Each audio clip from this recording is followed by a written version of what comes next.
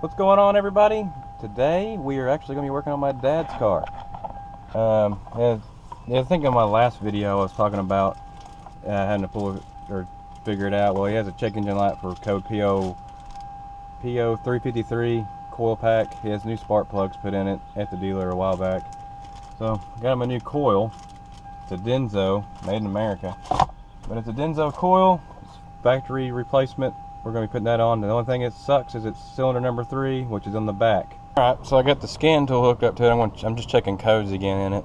It's got a 30 PO306 and a 30353, which the 306, and I think there's more miscodes. I think it shows all 4 or all 6 cylinders. Yeah, it goes through all 6 cylinders, random misfire detected.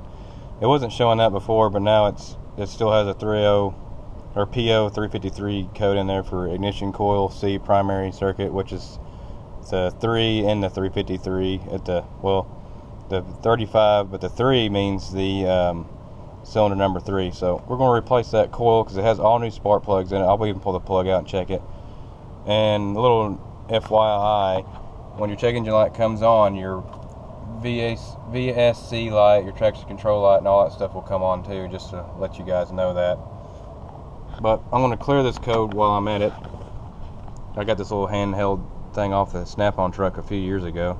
It's a really good little thing. It even comes with updates and stuff if you want to. Here's my new coil at Denso. There's your part number or whatever, all that on it, made in the USA. Pretty cool. So I'm going to show you why. This kind of sucks a little bit if you're not a really good mechanic. The coil that's bad is not on this bank, it's on that bank back there. So as you can tell, it's covered up. So what I'm going to do is I'm going to take off this air box, all this right here, just to get out of my way, give me more work room. And I think I'm even going to take off the cowl and all that. It's really easy. I've done it on a lot of cars throughout the years, just to take off the intake and all that. And maybe I might be able to cheat it, I'm not sure. Well, I got the air box out of the way, as you can see, and I got the wiper arms off. The passenger side one was completely stuck on there. It took me forever to get that off. A lot of prying and praying to God I don't mess up the windshield. But all I got left to do now is I got the wiper unplugged. I just got to take out these bolts right here that hold the wiper in place and take the whole wiper assembly out. Then take out all these little screws that hold this tray in place, and it'll come out. I got the old coil out. Very easy to do. The middle rear coil, it came right out. I had to take this hook prop out of the way so I can get in there and basically snake it out. Just take the one wire loose, or the wiring to it loose, the clip and the 10mm bolt, and snuck it right out. So I'm happy with that. We're going to replace it with the new coil, and we're going to cross our fingers, which it should fix it. But that's what I'm going to be doing now. Actually, I'm going to take a break and I'm going to go eat me some lunch because I'm freaking starving, and I hope it doesn't rain. Here's something that's kind of discouraging to me. Here's my dad's air filter that's in his car. He has his car changed at Toyota all the time, and look how dirty that is. I couldn't even see through it. I'll take it out here in the light. You can't really see through it. You're supposed to be able to see through it. Right there's a little bit, right there you can see. But the rest of it you can't. Just goes to show you that they don't really do their jobs. And another thing that was discouraging. This goes to a vacuum switching valve that's on the air intake. Let me find it right here. It goes to this vacuum switching valve. It wasn't even, the wire terminals have been broken off the plug-in. They're just sitting there, like, look at me. So I took my de-pinning kit right here. You can get this to de-pin connectors and stuff. Just whatever. I bought this a long time ago off the Snap-on truck. It's well worth every penny. But I de-pinned this connector. I got these out. I'm going to try to solder the wires back on there, and hopefully it'll be fixed. If I was at work, I'd have one of these connectors with wires hanging out of it, and I'd just solder the wires out, but not at work. I'm at home. So we're going to do that real quick. I'm going to solder these wires back on there. Right there. I still can't believe that. But oh well. And I sent Dad on a mission to go get get a new air filter, and might as well go ahead and get new wiper blades while we're at it, while we have it apart. So I'm going to work on getting this back together. I think I just lucked out. I had this connector in one of my boxes of just junk that I've been saving stuff, because you never know when you need this stuff. But exact same things, I can just cut these a little bit further back, like right in here, and just solder it to the wiring harness on the car. I was going to show you guys how to depin one of these things if you've never depinned a connector before. Let's see. First thing you do on these, though, on this style, is see that little white piece sticking up right there? You flip that up, it just comes straight up. Then what you do, I'm trying to hold this. Well, maybe it's no. Yeah, it wants to be difficult. But what you do is you'll take your depinning tool, slide it on the side that's closest to the white connector thing. You push it all the way in. Hang on, let me do this real quick off camera. If I can get it to slide in there. Yeah, come on. Of course, this one wants to be difficult. There it goes. Well, I just took it loose. But anyway, that thing slid right out. Anyway, you'll just pop it in there and you'll slide them out, and you have deep pinned a connector. While I'm waiting on the soldering torch to heat up, I'm going to go ahead and bolt all this back together. I just slid this in here. You got a bolt right here on this strut tower, then one on the other side, and you got 4 10 millimeter bolts right here, as you can see down in there.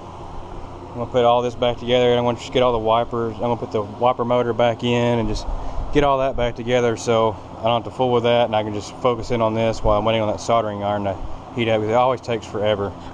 So I'm going to do that.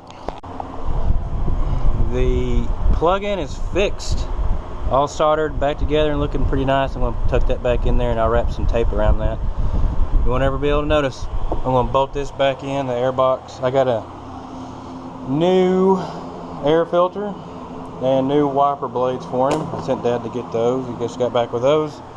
So I'm going to bolt the air box back in, put all this back together. It's pretty self-explanatory. Put all the vacuum hoses back on where they go, and I'll get that fixed and should be good to go. Got the air box put back together, all my hoses rerouted, got that plugged in, taped off where it's supposed to be, the vacuum switching valve. So next, all I got really have to do is put that cover back on next to my fan there, and wiper arms and new wiper blades, and she's hopefully fixed. Is it just me, or are they making windshield wipers more and more complicated? These are my dad's new windshield wipers. They're Rain-X, what I use at work. They even come a little protective thing on there for the blade. That's pretty cool. You remove that before you put them on. But what you do is you'll take a screwdriver. Let me grab a screwdriver. Let's see if I can't set my camera up. Let's show this. Alright, so you got that. What you want to do is you want to take a screwdriver, put it in back here somewhere, and pry up just like that. And you'll take it off just like that. Take your new one, slide it in here in the grooves. You can see where they line up at. Right there. Slide it in the grooves, click it down. Once you got that put on, we'll take this, slide it down here in the bottom first. Slide that over, put that in place, take this off. And you got your new wiper put on. Ready to go. Easy enough. Alright, so now we're in the car. See if she'll start. No check engine light yet. That's a good sign. I did something right. Also, we'll drive it around and see if I can get any codes. Let me grab my scan tool. It's always a good thing to take your scan tool with you, and if you have a code, just plug it in and go. We're going to drive it around and see what it does. Well, we made it home. The Dad's car, it monitors cleared, the coil fixed it, He's ready to go. He's happy. I'm happy. I can keep my junk down, I guess, down in this basement. No, I'm just kidding. He's let me do it anyway, but he's happy. But we're going to go to this. I know you can still see it sitting in my garage. Today's Saturday. Monday, this thing is getting moved. But I got some updates to tell you. The engine, I told you, is just a 1600 dual port. We're going bigger.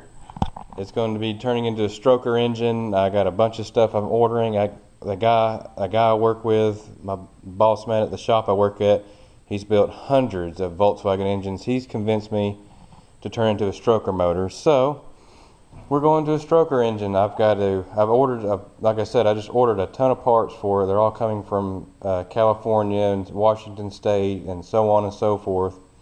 I'm all the way here in Tennessee, East Tennessee. Takes a while to get stuff here. So there you go. That's the update on this thing as of right now, Saturday, August 6th.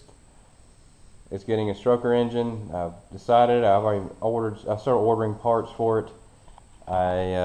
Monday, this thing is getting shipped over to my dad's house or hauled on a trailer. I got a trailer lined up. I didn't have a chance this past week. I was so busy. Got a lot of stuff going on. So hope you guys enjoy it. If you like what you see, subscribe, and I'll catch you in the next one.